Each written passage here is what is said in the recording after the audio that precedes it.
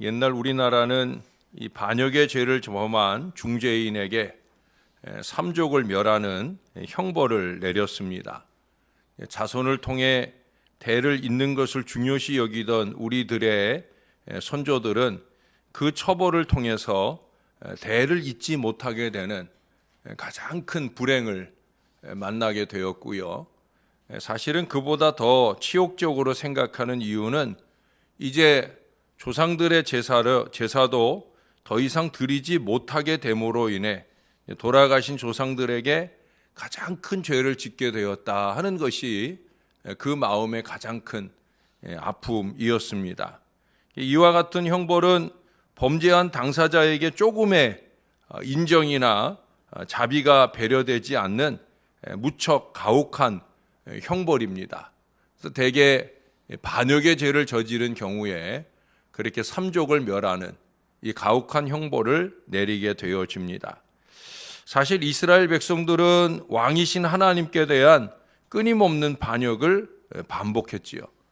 결국 하나님의 이 진노 아래 북이스라엘은 아수르에 의해서 멸망을 당했고요. 그 아수르는 이어서 28절 이하에 보면 남왕국 유다에까지 침공을 하게 됩니다. 거기 28절 이하에 언급된 많은 지명들은 모두 예루살렘 근방 지역들입니다. 하나하나 그 지역들을 다 잠식해 들어가고 거기 32절에 보니까 이제 예루살렘 근처에서 이렇게 손을 흔들면 그 흔드는 손이 보일 정도로 아주 근접하게 가까이 왔다라고 하는 거예요. 오늘 본문의 내용으로 볼 때 예루살렘은 하나님께서 남은 자들을 구원하시기 위한 최후의 보루로 표현되어지고 있습니다. 거기 20절로부터 22절까지 반복해서 남은 자라고 하는 표현들이 나오고 있는데, 남아있는 자들, 다시 말해 하나님께로 향한 그 신앙을 가지고 하나님의 전에 모여있는 자들, 하나님께서는 그들을 지켜주시고 아수르의 야욕을 꺾어버리시겠다 하는 사실을 그 다음 33절, 34절에 말씀해 주고 있습니다. 다시 23절의 말씀으로 돌아와 보겠습니다. 거기 이런 말씀을 해요. 이미 작정된 파멸을 주 만군의 여호와께서 온 세계 중에 끝까지 행하시리라. 하나님은 어떤 분이시냐? 이미 작정된 일을 끝까지 이루시는 하나님이시다. 그것이 파멸을 작정하신 것일 때, 북왕국 이스라엘이나 또 나중에 이 아수르라든지 이런 나라들을 향해 파멸을 작정하셨을 때는 반드시 그 파멸을 완성하시는 분이다. 그러나 반대로 우리와 같은 이 믿음의 자녀들에게는 바로 하나님께서 작정하신 구원의 은혜를 주시는 남은 자들에게는 우리 하나님께서 바로 약속의 희망을 주시는 바로 그 말씀이 되는 거죠. 우리에게 약속하신 그 작정하신 모든 일들을 반드시 이루어 주신다. 지난 주일에도 들은 것처럼 우리들에게 영원한 안식을 주실 그 약속을 우리 하나님이 우리에게 반드시 이루어 주신다 하는 거예요. 그래서 여기 이제 전반부에서 말씀하고 있는 이 남은 자들, 삼족이 멸하듯 다 멸하실 수도 있는 상황임에도 하나님께서 굳이 살려두시기를 작정하신 그 남은 자들, 우리가 6장에서는 그 13절에서 거룩한 구루터기라고 표현되었던 그 남은 자들, 그들의 믿음의 태도, 또 그들의 가져야 할 신앙에 대해서 오늘 본문은 세 가지 정도를 우리들에게 기록하면서 위로를 또는 도전을 주시고 있어요. 20절에서 꼽을 수 있는 신앙의 모습은 뭐예요? 여호와를 진실하게 의뢰하는 거예요. 21절에서는 뭐라고 말씀하셔요? 능하신 하나님께로 돌아와야 되는 거예요. 매 아침마다 또는 매 주일마다 우리는 하나님께 열심으로 돌아와 그 하나님께 예배하고 우리의 남아있는 믿음을 보여드려야 된다는 거예요. 그리고 그러한 신앙의 근거에서 어떠한 고난 상황이 닥쳐올지라도 여기 24절 하반절에 말씀하는 것처럼 우리는 결코 두려워하지 말아야 된다는 거예요. 우리가 남은 자의 믿음을 가졌다는 걸 어떻게 알 수 있느냐? 상황이나 환경을 두려워하고 있느냐 아니냐 하는 거예요. 하나님을 정말 의뢰하고 있다고 하면 그 하나님을 의뢰하는 믿음 가운데서 우리는 상황이나 환경을 두려워하지 말아야 된다는 거죠. 1,300만 명을 헤아린다 할지라도 우리 교회만도 수백 명이 재적이 있는다 할지라도 진실이 여호와를 의뢰하는 사람만이 주일이면 딴 데 마음 뺏기고 또 삶 뺏기지 아니하고 하나님께로 돌아오게 되는 거죠. 또 이 새벽 아침마다 우리가 열심 있게 주님의 존전에 모여오게 되는 거예요.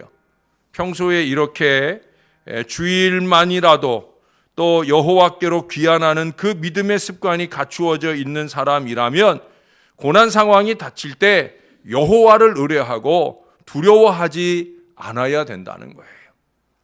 더군다나 우리는 새벽마다 하나님께 오는 사람들이잖아요. 새벽마다 충전을 받고 하루의 신앙을 건강하게 살려 하는 사람들이잖아요. 그러면 그 남은 자의 믿음을 좀 보여야 된다는 거예요. 반면에 여호와께 대한 귀환의 습관이 몸에 배지 않으신 분들, 이런 분들을 보면 문제가 생겨도 그저 두려워하고 걱정할 줄만 알았지 하나님께 의뢰하거나 하지 않는 아쉬움이 늘 있곤 합니다. 제가 어제도 택시 운전하시는 분들, 물론 다른 모든 교인들이 다 걱정이 되고 기도가 되지만 이 택시 운전하시는 분들은 특히 많은 손님들을 접하게 되잖아요. 원치 않는 가운데 각양 여러 모양의 손님들을 접하게 되는데 우리 교회 택시 운전하시는 분들만 9분가량 돼요. 또 버스 운전하시는 분들도 있고, 이런 분들 생각하면서 어제는 한 번 더 기도하고 또 문자도 드리고 그랬었는데, 원치 않는 어려움들을 만날 수 있는 그런 위기의 상황이 지금 우리나라에도 찾아들었잖아요. 이럴 때 예수 믿는 우리가 할 일이 뭔가? 이게 믿음의 습관이 잘 갖추어져 있어야 된다는 거예요. 오늘 본문에서 예루살렘이 이스라엘의 최루의 보루이듯 하나님의 전인 이 교회는 우리가 연약한 우리의 믿음을 재충전하고 많은 고난의 총탄 가운데서도 보호받을 수 있는 최후의 진지와 같은 곳이 되는 줄로 믿습니다. 우린 그런 믿음을 가지고 주의 존전에 모여와 믿음의 기도로 중보해 주는 일을 쉬지 말아야 된다는 거예요. 여기에 우리의 믿음의 전우들이 있고 무엇보다 혁혁한 위력으로 우리의 방탄벽이 되어 주실 예수 그리스도께서 항상 여기 임재해 계시는 줄로 믿습니다. 이 믿음을 견고히 해야 된다는 거예요. 세상 사람들처럼 뭐 이러니 저떠니 있지도 않은 말을 지어내서 있지도 않은 말을 들여다보며 두렵고 걱정하고 떨 것이 아니라 우리는 믿음의 제단에서 믿음의 기도를 이어가는 믿음 깊은 사람이 되어야 된다는 거예요. 제가 한 번인가 아마 들려드렸을 거예요. 조선 정조 때 그때 실학의 대가라고 하는 박지원이라고 하는 사람이 중국에 사신으로 가게 되었어요. 중국 땅이 넓잖아요. 그 요동을 지나서 이제 큰 강을 배로 건너야 할 때가 되었는데 마침 비가 많이 와가지고 아주 시뻘건 흙탕물이 배에 넘실거리듯 그렇게 밀려오는 거예요. 그 배를 탄 그 배 안에 있는 사람들이 다 하늘을 쳐다보고 있는 거예요. 그래서 왜 하늘을 보고 있느냐 그랬더니 저 강물을 보면 얼마나 두렵고 떨리느냐. 그래서 그거 안 보려고 하늘을 보고 있다.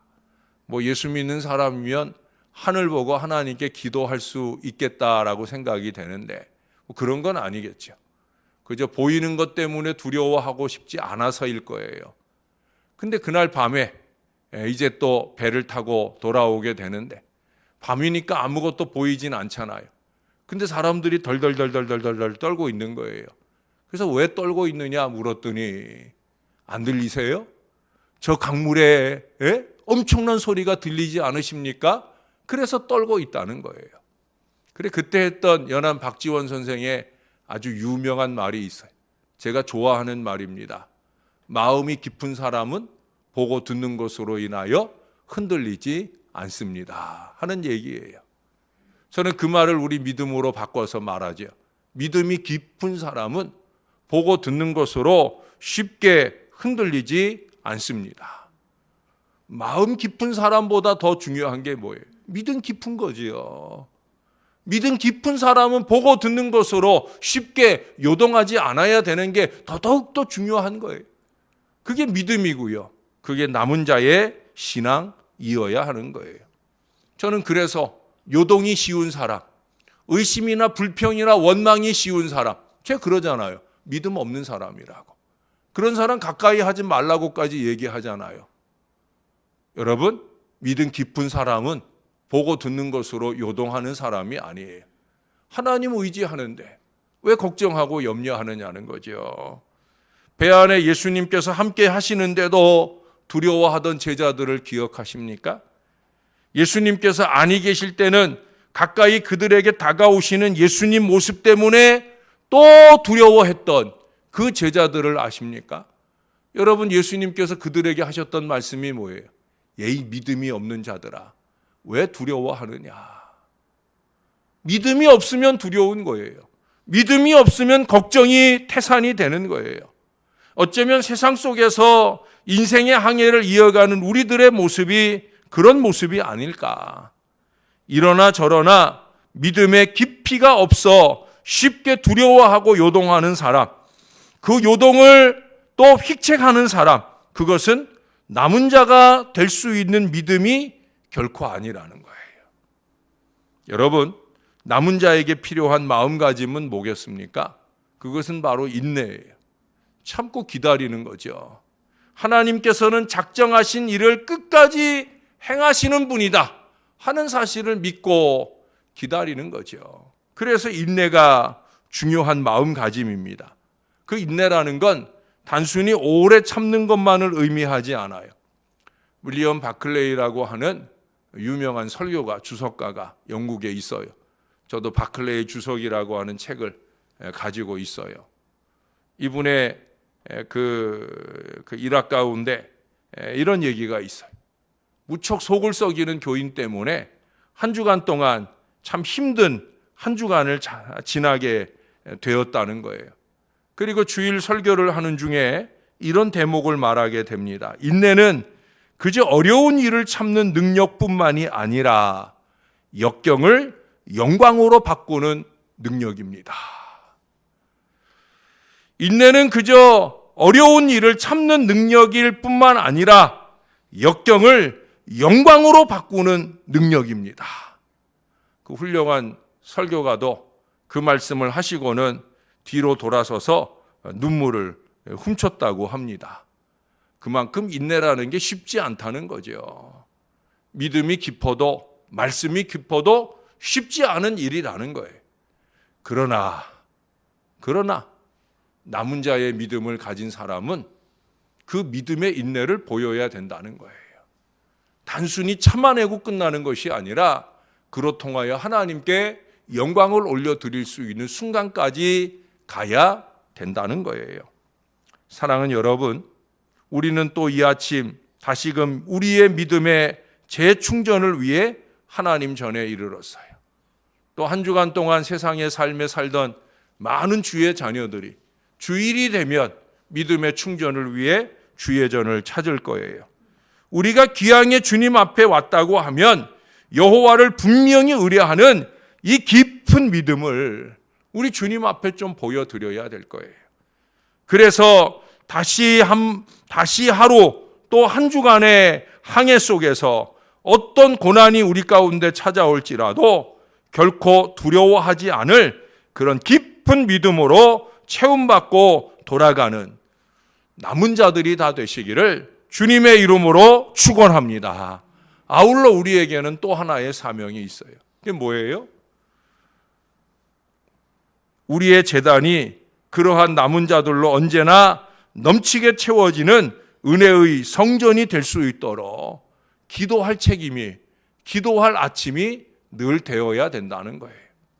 나는 남은 자의 그 깊은 믿음을 늘 소유하는 건강한 신앙의 백성이 되는 건 물론이고, 이 제단에 모여오는 자들이 쉽게 요동하고 흔들리고 어리석게 사는 인생이 아니라 좀 믿음이 있는 사람답게, 깊은 믿음의 사람답게 그렇게 살아갈 수 있는 사람들이 더 넘쳐나는, 그래서 세상의 많은 교회들 가운데 하나님께서 남은 자들을 쓸어 모아주시고 이 제단을 통해 세상을 지켜내는 거룩한 제단이 될 수 있기를 우리의 구주 되시는 예수님의 이름으로 간절히 축원합니다. 기도하겠습니다. 하나의 고난을 이겨내고 나면 또 다른 고난이 여러 가지 모양으로 우리에게 찾아옵니다. 신앙의 인생은 그처럼 크고 작은 많은 고난이 엄습해 오곤 합니다. 신앙한다고 해서 고난이 없는 것이 아니라 신앙하는 이유는 그 찾아오는 고난들을 이기기 위한 것임을 잊지 말게 도와 주옵소서. 고난 가운데 불평하고 원망하는 인생이 아니라 고난 가운데 오히려 감사함으로 하나님께 의뢰하며 하나님이 주시는 평강 가운데 승리의 역사를 열어갈 우리 하나님의 사람들이 되게 하여 주시옵소서. 하나님, 믿음 깊은 남은 자들, 새벽의 용사들이 그런 견고한 믿음의 사람들이 되게 하시고, 주일에 이 제단에 모여오는 주의 백성들도 그와 같은 믿음 깊은 주의 백성들이 되어 하나님께는 영광이 되고 우리의 삶에는 축복의 은혜가 넘치는 역사가 이 제단에 언제나 충만할 수 있도록 도와 주옵소서. 어제도 하루 종일 교회의 아름다움을 위해 애쓰고 수고한 손길들, 오늘 또 하루를 주님 앞에 희생하고 헌신하며 땀 흘려 수고할 때 주님께서 칭찬해 주시고 축복해 주시고 더욱더 행복한 이 제단의 밑거름이 되도록 은혜 더하여 주옵소서. 언제나 주님께 감사합니다. 우리의 구주가 되시는 예수님의 이름으로 기도합니다. 아멘.